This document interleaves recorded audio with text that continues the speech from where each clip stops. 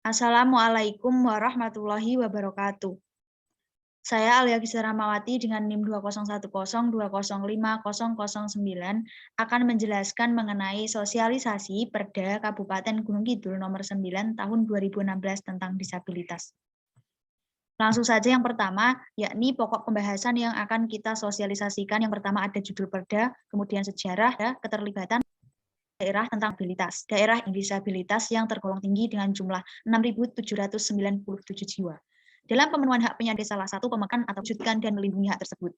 Kewajiban pemerintah ini tertuang dalam pasal 28 Undang-Undang Nomor 8 Tahun 2016 bahwa perlindungan, pemajuan, penegakan, dan pemenuhan hak asasi manusia adalah tanggung jawab negara, terutama pemerintah.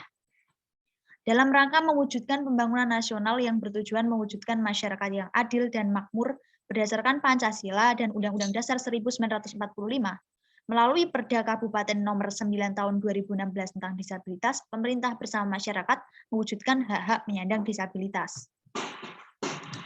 Yang selanjutnya yaitu kapan sih waktu disahkannya peraturan daerah Kabupaten Gunung Kidul nomor 9 tahun 2016 ini. Jadi disahkannya yaitu pada tanggal 7 Oktober tahun 2016 yang disahkan oleh Bupati Gunung Kidul yang pada saat itu menjabat yaitu Ibu Badinah. Nah, proses pembentukan perda ini melalui berbagai tahap. Yang pertama ada tahap perencanaan, tahap penyusunan, tahap pembahasan, tahap pengesahan, tahap pengundangan, dan tahap penyebarluasan. Rancangan Perda Kabupaten Kota dapat diusulkan oleh DPRD Kabupaten, dapat diusulkan oleh DPRD Kabupaten atau Kota, atau Bupati atau Wali Kota Gubernur.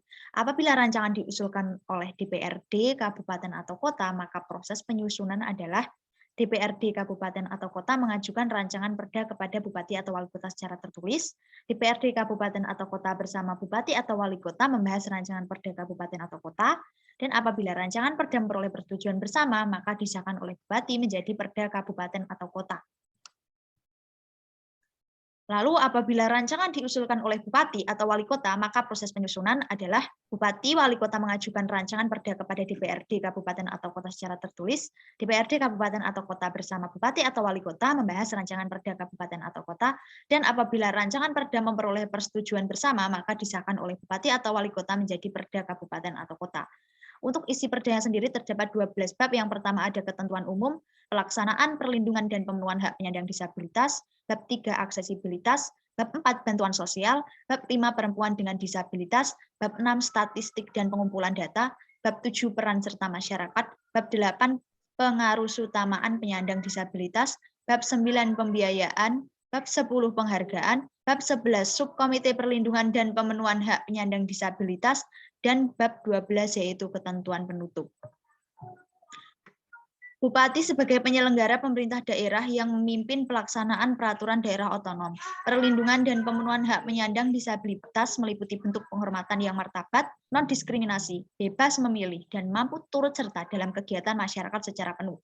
Rasa kemanusiaan, kesetaraan, kesempatan, aksesibilitas, kesetaraan antara laki-laki dan perempuan, serta penghormatan atas kapasitas yang berkembang dari penyandang disabilitas anak, dan penghormatan atas hak penyandang disabilitas anak untuk melindungi identitas mereka, proses refungsionalisasi dan pengembangan untuk memungkinkan penyandang disabilitas mampu melaksanakan fungsi dan peran sosialnya secara wajar dalam kehidupan masyarakat. Yang selanjutnya yaitu mengenai keterlibatan dalam proses pembuatan perda. Proses pembuatan perda ini dibentuk atas keterlibatan DPRD Kabupaten atau Kota dengan persetujuan Bupati atau Wali Kota. Lalu sosialisasi apa saja yang pernah dilakukan oleh pemerintah Kabupaten Gunung Kidul dalam rangka memenuhi hak-hak disabilitas. Jadi Dinas Kesehatan DIY melalui Balai Penyelenggara Jaminan Kesehatan Sosial DIY bekerja sama dengan Dinas Sosial Kabupaten Gunung Kidul selaku organisasi perangkat daerah yang melaksanakan pelayanan sosial dalam bidang jaminan kesehatan akan mengadakan pelayanan kesehatan untuk warga penyandang disabilitas miskin. Yang pertama yaitu pelaksanaan jam kesos terpadu pada tahun 2018 di Kodim Wonosari. Sasarannya khusus peserta penyandang disabilitas dari Kecamatan Wonosari, Karangmojo, Semanu, dan Ponjong. Kemudian sosialisasi pemilu khusus disabilitas yang sudah dilakukan setiap tahunnya. Selanjutnya yaitu mengenai kritik dan saran atas pelaksanaan dari Undang-Undang Nomor 9 Tahun 2016 tentang disabilitas di Kabupaten Gunung Kidul. Yang pertama yaitu terkait implementasi kebijakan pemenuhan hak disabilitas belum sepenuhnya terpenuhi, khususnya pada bantuan sosial, dikarenakan kurangnya komunikasi antara penyandang disabilitas dengan pemerintah. Kemudian yang kedua yaitu masyarakat dengan penyandang disabilitas juga merasakan keresahan persoalan jaminan kesehatan dikarenakan ketika harus berobat harus mendatangi ke rumah sakit Sleman atau ke rumah sakit kabupaten lain. Nah, untuk sarannya sendiri yaitu dapat dengan melaksanakan sosialisasi sesering mungkin dan melengkapi fasilitas pada penyandang disabilitas, khususnya jaminan kesehatan, agar mempermudah dalam pemberian layanan yang berada di Gunung Kidul.